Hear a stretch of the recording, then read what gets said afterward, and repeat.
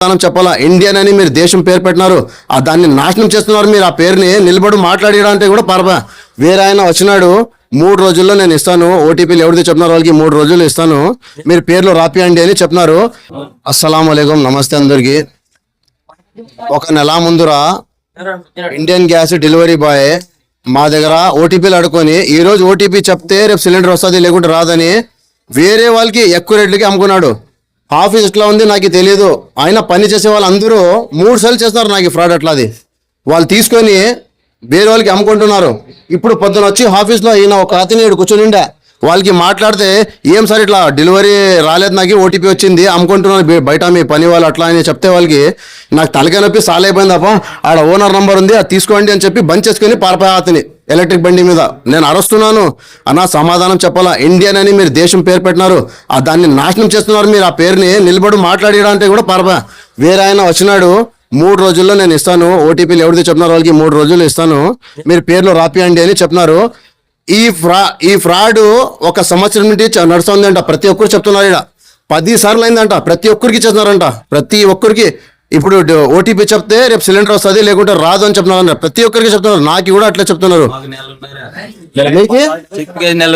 మీకు చెప్పే నెలన్నారా రాలేదు, ఇంకా అందుకని ఇప్పుడు రాలేదు. డెలివరీ వచ్చింది రాలేదు, ఇంకా నాకు శుక్రవారం వచ్చింది ఓటీపీ చెప్పండి చెప్తానని.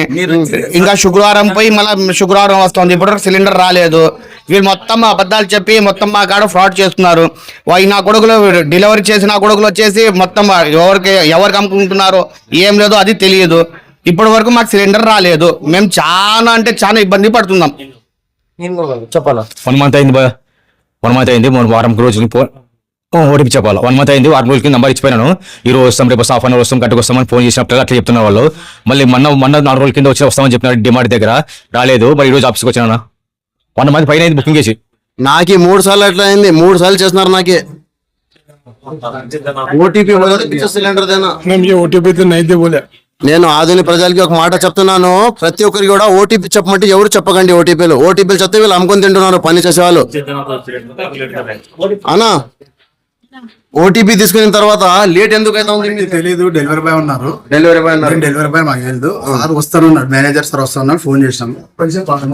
మేనేజర్ సార్ వస్తారు మాకు తెలియదు, అది డెలివరీ బాయ్ కి తెలుసు. డెలివరీ బాయ్ మీకు ఫోన్ చేసి అట్లా చేసేది మాకేం తెలియదు అంటున్నారు. లేదన్నా అట్లా డెలివరీ బాయ్లు మీ పేరు బ్యాట్ చేస్తున్నారు కదా, అది ఎట్లా? అది కల్కుంటాకి ఈ అక్క కల్కుంటా అంట, కల్కుంటా నుండి వచ్చినారు. కల్కుంటా కంటే అస్సలు రావడమే లేదంట. ఫోన్లు చేస్తే స్విచ్ ఆఫ్ ఉంది అంట. ఎన్నిసార్లు చేసినా స్విచ్ ఆఫ్ అంట. ఆ సేమ్ ప్రాబ్లం నా ఇంట్లో కూడా. ప్రతి ఒక్కరికి ఫోన్ చేయండి స్విచ్ ఆఫ్. ఒక అతని ప్రసాద్ అని ఉన్నాడు, కొంచెం మంచి వాడి అడ్జస్ట్మెంట్ చేస్తున్నాడు. आने जाने चार्ज कितना?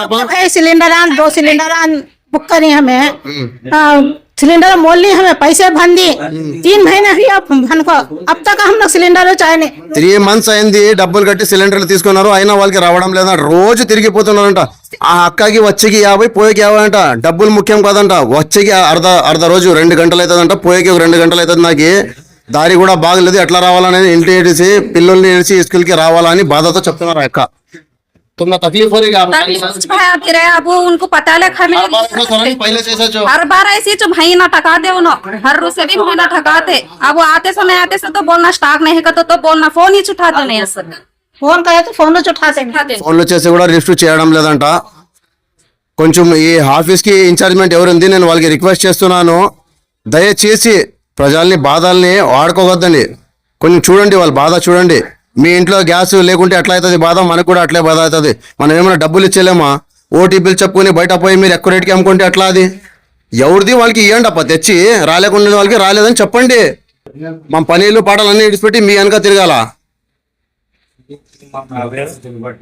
షేక్ హాజర్ భాష.